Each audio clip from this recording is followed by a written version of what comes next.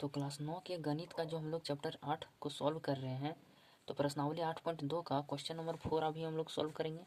और जो कि बाकी क्वेश्चन है वो मैंने सॉल्व कर दिया है। ठीक है, 4 नंबर में जो क्वेश्चन हमें मिला हुआ है वो मिला है कि ए बी सी डी एक समलंब है। आप पिक्चर में भी देख सकते हैं कि ए बी सी डी एक क्या है, समलंब जैसा है, समलंब है।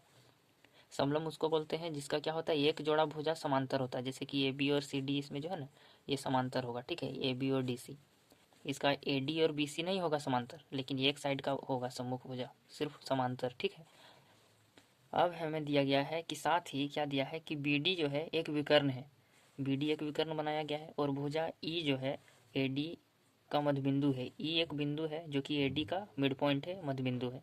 अब ई से होकर एक रेखा ए बी के समांतर गया है। ये जो रेखा गया है ये ए बी के समांतर गया है। ठीक है, अब ये जो रेखा गया है वो बी सी को एफ पर प्रतिच्छेद करता है। बी सी जो भुजा है उस पर एफ में कट रहा है, यही बढ़ाया हुआ। ठीक है, अब हमें ये सिद्ध करना है, दर्शाना है कि एफ जो है वो भुजा बी सी का मध्य बिंदु है, यानी एफ जो कटा है बी सी का मिड पॉइंट में कटा है, सो दिखाना है। ठीक है, तो कोई भी क्वेश्चन आपको प्रूफ करने वाला रहेगा ना, तो आपको क्या करना है, थोड़ा इसको उल्टा सोचना है। जैसे कि इसमें दिया है ना कि एफ भुजा बी सी का मध्य बिंदु है, तो इसमें मध्य बिंदु प्रमेय का जैसा कि हम लोग यूज कर रहे हैं प्रश्नावली 8.2 में। ठीक है, और मध्य बिंदु बार बार बोल रहे हैं, यानी मध्य बिंदु प्रमेय का लेना देना कुछ है इसमें जरूर। तो अब यहाँ लिखा हुआ है कि एफ भुजा बी सी का मध्य बिंदु है, ये हमें ज्ञात करना है। ठीक है, तो इस क्वेश्चन को हम एकदम आराम से सोचेंगे कि हमें एफ जो पॉइंट है वो बी सी का मिडिल पॉइंट है, मध्य बिंदु है, तो वो हम लोग कैसे कहेंगे। तो मध्य बिंदु प्रमेय यदि हम लोग इसमें लगाएंगे तो उसमें क्या बोलता है कि दो भुजा के मध्य बिंदु से यदि गुजरता है कोई रेखा तो वो तीसरी भुजा के समांतर होगा, यानी इसके। ठीक है, तो यहाँ पर ये तो हमें नहीं दिया हुआ है कि ये भी है, तो इसको कैसे करेंगे। तो हम लोग इसमें क्या करेंगे, जैसे कि हमारा यहाँ पर जो है ना A B parallel D C, A B हमारा डी सी पैरेलल है। ठीक है, और हम लोग इसको ये और हमारा जो ई एफ मान लेते हैं जो रेखा है वो हमारा ए बी के पैरेलल है, तो अल्टीमेटली ई एफ वाला हमारा डी सी के भी समांतर हो गया कि नहीं हो गया। अब ये दोनों जब समांतर हो गया और ये इसका मिडिल पॉइंट से ही कट रहा है, तो इसका भी हो गया कि नहीं, एफ भुजा भी बी सी का मध्य बिंदु हो गया। तो यही चीज़ हमें लिख के बताना है। ठीक है, तो हम लोग इसी में लिखेंगे। सबसे पहले लिखेंगे कि दिया है, तो क्या क्या दिया है, ए बी सी डी एक समलंब है,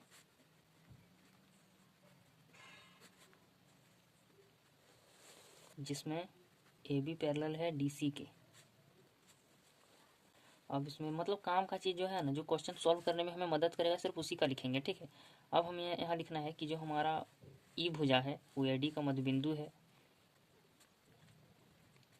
अब हमें ये ए भी लिख देना है कि ई से होकर एक रेखा ए बी के समांतर खींचा गया है। और यहाँ लिखेंगे कि सिद्ध करना है लास्ट में कि एफ भुजा बी सी का मध्य बिंदु है। तो अब हम लोग लिखेंगे प्रमाण। क्वेश्चन को हम लोग सॉल्व कर रहे हैं, तो हमें अब तो प्रमाण में हम लोग उस चीज़ को लिखते हैं जिसका उपयोग करके हम लोग पूरे क्वेश्चन को सॉल्व करना स्टार्ट करते हैं। ठीक है, तो हम लोग देखते हैं कि प्रमाण में हम लोग क्या लिखेंगे। तो सबसे पहला हमें क्या करना है, हम क्या करेंगे, ए बी सी डी एक त्रिभुज ले लेंगे। ठीक है, अब यही क्यों ले रहे हैं वो मैं आपको बता देता हूँ। जैसे कि इसमें क्वेश्चन में लिखा हुआ है कि ई से होकर एक रेखा जो गया है ए बी के समांतर गया है। ठीक है, ए बी के समांतर ये रेखा गया है, ये वाला ई एफ, और ई जो है वो ए डी का मध्य बिंदु है।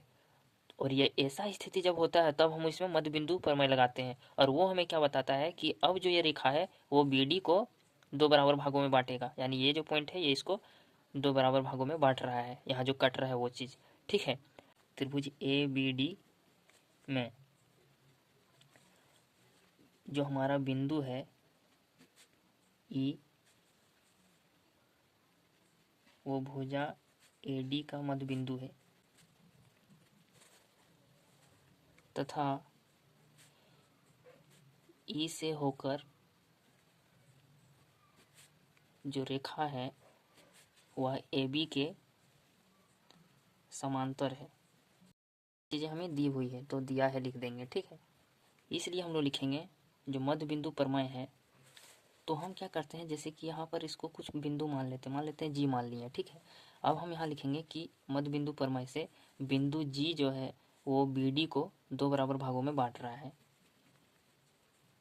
या फिर कि बिंदु जी जो है वह, इसलिए मध्य बिंदु प्रमेय से बिंदु जी बी डी का भुजा बी डी का मध्य बिंदु होगा। अब इसको हम लोग मानेंगे समीकरण 1। चूंकि हम लोग लिखेंगे कि ए बी जो है वो पैरेलल है डी सी के, ए बी भुजा और डी सी भुजा समांतर है, ठीक है, और हमारा जो ई एफ है वो ए बी के समांतर है, लिख देंगे, तथा ई एफ जो है वो हमारा समांतर है ए बी के। इसलिए अब दोनों का देखिए, इसमें भी ए बी है, इसमें भी ए बी है, तो ई एफ मतलब एक साइड इसका दोनों का यदि बराबर है तो ये दोनों साइड भी बराबर होगा। इसलिए हम कह सकते हैं डी सी है वो पैरेलल हो जाएगा ई एफ के। ई एफ के पैरेलल होगा कि नहीं, इसलिए ठीक है, डी सी हमारा ई एफ के पैरेलल हो जाएगा, ए बी और ए बी दोनों एक जैसा है। तो अब देखिए कि जो हमारा बिंदु जी है वो हमारा भुजा बी डी का मध्य बिंदु हम लोग साबित कर दिए, जो कि समीकरण 1 में है, ठीक है, और जो हमारा डी सी है वो हमारा ई एफ के समांतर कर दिए, जो कि समीकरण 2 में है। तो अब हम लोग इसमें भी मध्य बिंदु प्रमेय का यूज़ करेंगे, क्योंकि यह एक भुजा का यदि मध्य बिंदु से एक रेखा जा रहा है और दूसरे भुजा के समांतर है तो तीसरी भुजा को 2 बराबर भागों में काटेगा, विभाजित करेगा, ठीक है। कि समीकरण 1 तथा समीकरण 2 में मध्य बिंदु यहाँ लिखेंगे कि हम क्या पाते हैं कि जो हमारा बिंदु F है वो BC का मध्य बिंदु है। F भुजा BC का मध्य बिंदु है। यही आपका प्रूव कर देना है, यही आपका आंसर है, ठीक है। तो क्वेश्चन नंबर 5 सोल्व करने वाले हैं। इसमें दिया गया है कि एक समांतर चतुर्भुज है ABCD। ABCD हमारा समांतर चतुर्भुज है। E और F भुजाओं AB और CD का मध्य बिंदु है, यानी यहाँ पर E और यहाँ पर F। E जो है वो AB का मध्य में है, मध्य बिंदु है, और F जो है वो CD का मध्य बिंदु है, यानी बीच में है, ठीक है। तो दर्शाइए कि रेखाखंड AF और EC विकर्ण BD को समत्रिभाजित करते हैं, यानी AF जो गया और EC जो गया वो इस रेखा BD जो विकर्ण है उसको ये भाग और ये भाग तीनों भाग में बराबर बराबर विभाजित करता है। तो इस चीज़ को हम लोग कैसे दर्शाएंगे, तो हम लोग इसको सॉल्व करते हैं। तो इस क्वेश्चन में भी हम लोग मध्य बिंदु प्रमेय का यूज़ करेंगे, ठीक है। तो पहले हम लोग लिखेंगे कि दिया क्या क्या है उसको, ठीक है। ये एक समांतर चतुर्भुज से लेकर के मध्य बिंदु है, जितना चीज दिया है पूरा लिख देंगे, ठीक है।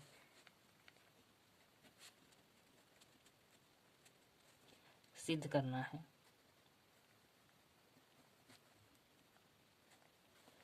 तो सिद्ध हमें करना वो लिख देंगे कि रेखाखंड से लेकर के समद्विभाजित करते हैं।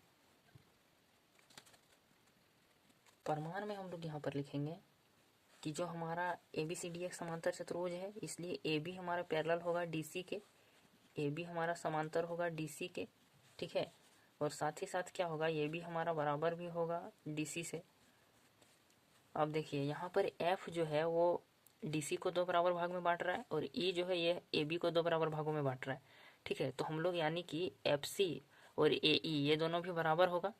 तो ऐसे हम लोग बोल नहीं सकते, ऐसे तो हो तो रहा है, लेकिन हम लोग कुछ प्रूफ के साथ इसको दिखाएंगे ना, मैथ है।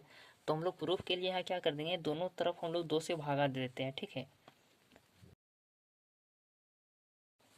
तो हमारा यहाँ पर हो जाएगा कि हाफ ये भी हो जाएगा, जो कि पैरेलल हो जाएगा हाफ DC के, और तथा को 2 से भाग नहीं देना है, ठीक है।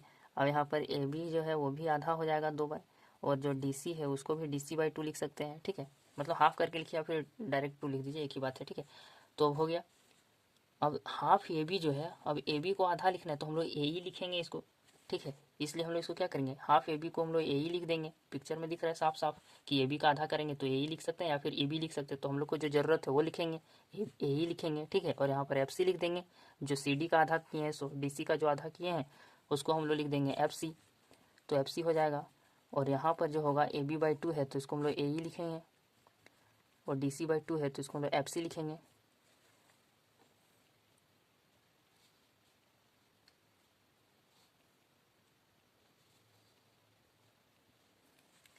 इसलिए हम लोग लिख सकते हैं कि AECF, जो हमारा AECF है ये हमारा एक समांतर चतुर्भुज हो गया।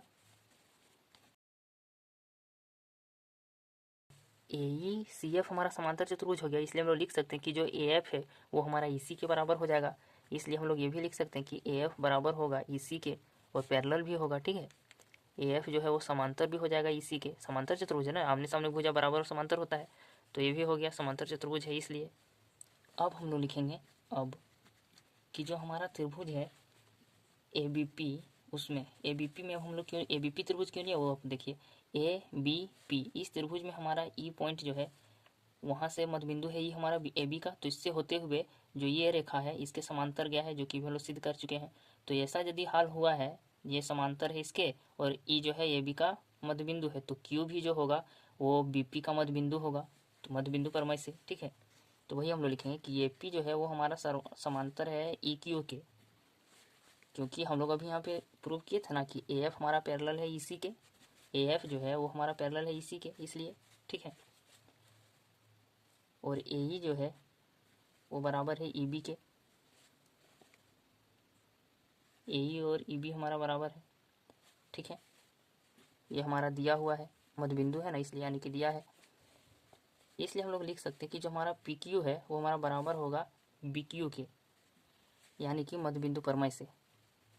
और इसका मतलब ये हुआ कि Q जो है वो BP का मध्यबिंदु है, ठीक है, मध्यबिंदु परमय से। इसको शॉर्ट में बहुत जगह पे क्या कर देगा, MPT से, यानी मिडिल पॉइंट थ्योरम से, MPT भी लिख देता है बहुत जगह। अब इसी प्रकार हम लोग लिखेंगे, दूसरा त्रिभुज लेंगे, हम लोग लेंगे त्रिभुज CDQ में। अब CDQ में क्यों लिए, देखिए CDQ, अब इसमें हमारा जो PF है वो हमारा QC के पैरेलल चला जाएगा, ठीक है। और F हमारा मध्यबिंदु से होते हुए ये दोनों रेखा समांतर है ये दोनों, तो इसको भी दो बराबर भागों में काटेगा, यानी कि DP और PQ बराबर हो जाएगा, ठीक है। P मिड पॉइंट हो जाएगा ना DQ का, तो PF इसमें हमारा हो जाएगा पैरेलल QC के, और कारण में लिख देंगे कि AF हमारा पैरेलल है EC के, और इसको सिद्ध भी कर चुके हैं हम लोग पीछे। अब हम लोग यहाँ लिखेंगे कि CF जो है वो बराबर हो जाएगा, CF हमारा बराबर है DF के, CF जो है वो DF बराबर, यानी F मिडिल पॉइंट में है, ये भी दिया हुआ है हमारा, ठीक है। और इसमें लिख सकते हैं कि F मध्य बिंदु है, ये भी लिख सकते हैं। इसलिए हम लोग लिखेंगे कि जो हमारा DP है वो बराबर होगा PQ के, DP हमारा बराबर होगा PQ के, ठीक है, यानी मध्य बिंदु परमय से हम लोग लिखें इस चीज़ को।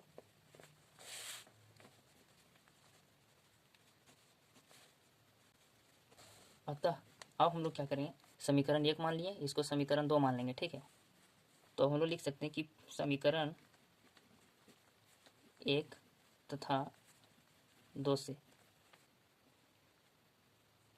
BQ बराबर हो जाएगा PQ के, और PQ बराबर हो जाएगा DP के, यानी तीनों हम लोग बराबर कर दिए हैं, ठीक है। इसलिए ऐसा हो गया। अब हम लोग लिख सकते हैं कि अतः, यहाँ पर अतः काट दीजिए, ठीक है, यहाँ पर लिख देंगे कि अतः, अब क्वेश्चन में जो हमें दिया है सिद्ध करना में कि रेखाखंड AF EC विकर्ण BD को समत्रिभाजित करते हैं। तो जैसा कि क्वेश्चन में हमें पूछा गया था कि दर्शाना है कि रेखाखंड AF और EC विकर्ण BD को समत्रिभाजित करते हैं, तो ये चीज़ हम लोग अतः में लिख दिए, यानी हम लोगों ने ये प्रूव कर दिया है, ठीक है।